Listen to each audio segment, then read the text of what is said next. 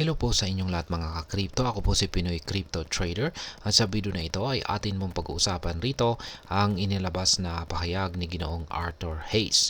Siya po ang co-founder ng BitMEX. Kaya yan, ang sabi rito ay Arthur Hayes issues dire warning on another stock and crypto market crash. Kaya yan, itong si Ginoong Arthur Hayes, yan, gaya ng sinabi ko kanina ay ang co-founder ng BitMEX ay naglabas po siya ng isang babala para sa lahat na meron na naman pong isang magaganap na stock at saka crypto market crash kung saan ay magsisibagsakan daw po muli or patuloy na magsisibagsakan muli ang presyo ng mga cryptocurrencies at maging ang mga stocks. Kaya ayan, sabi rito ay BitMEX co-founder Arthur Hayes predicts another wave of stock and crypto market crash amid high risk of huge leverage position by traders. Ayan. Mangyayari daw po ito, yung matinding market crash na ito sa stocks at saka cryptocurrencies. Yan, maski marami pong mga traders ang gumagamit ng high risk na may malaking leverage positions. Kaya ibig pong sabihin ay kung pag nangyari po yung market crash na ito ay maraming mga traders ang makakaranas ng malaking talo. Kaya ayan, bago po tayo magpatuloy ay nais ko lamang po munang bigyang linaw ang aking disclaimer kung saan ang nilalaman po ng video na ito ay hindi po ito isang financial advice. For education and information purposes lamang po ang layunin nito. Maliban po dito ay nais ko na rin pong magbigay babala na wala pong kahit anumang group chat ang Pinoy Crypto Trader. At ayan, crypto billionaire Arthur Hayes surprises the crypto market with his yet another bold prediction that a second wave will follow soon after the recent crypto market crash. Kaya ayan, isa pong crypto billionaire itong si Ginoong Arthur Hayes maliban sa pagiging co-founder ng BitMEX. At ayan, naglabas po siya ng isang bold prediction na nagsasabing yung naranasan po ng crypto market na isang matinding pagpagsak sa presyo ay masusundan pa raw po ito ng pangalawa.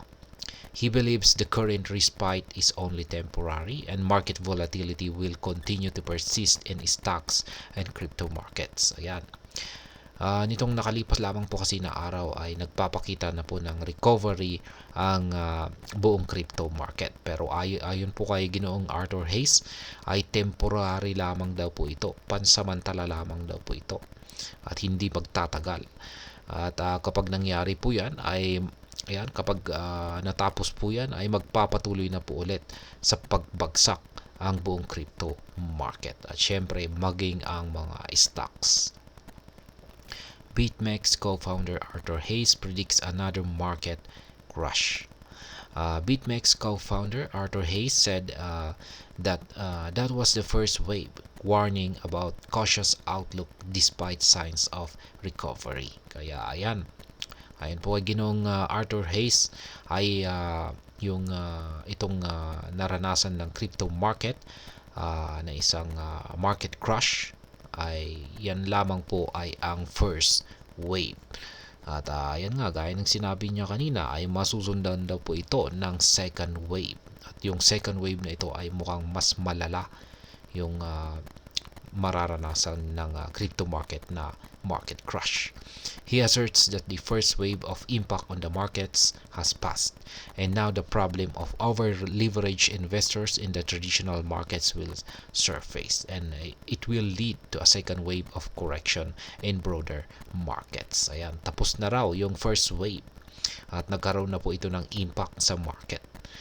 Ngayon ay ang problema raw po rito ay yung mga investors na naka-over leverage sa mga traditional markets. At yan daw po ay ayan, lalabas daw po ang mga yan. At ito raw po yung siyang mauuwi sa second or magdudulot ng second wave na correction. Yan, at maapektuhan po ang buong crypto market. Kaya, ayan, however, if the US Federal Reserve decides to bail out, the market may need to go through more pain by Friday. Moreover, Arthur Hayes adds that the current respite is only temporary and market volatility will continue amid tensions in the Middle East. Kaya, ayan po ulit ang kanyang iba pang mga dahilan rito kung bakit niya nasabi na magpapatuloy po ang pagbagsak ng stock at saka crypto market.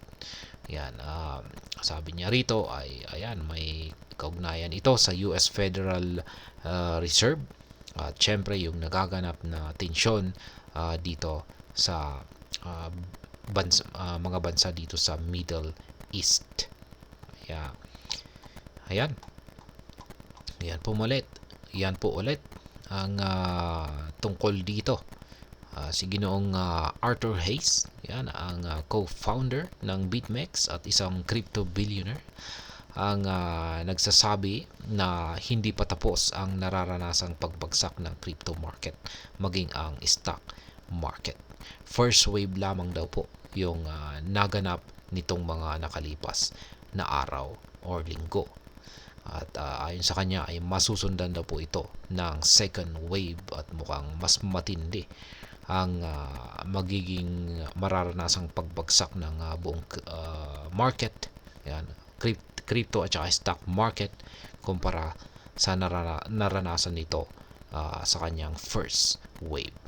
Kaya ayan, hanggang dito na lamang po tayo sa video na ito mga ka-crypto. Sana po ay inyong nagustuhan ang aking paliwanag sa video na ito. Kung inyo po itong nagustuhan ay pakiclick lamang po ang like button nito.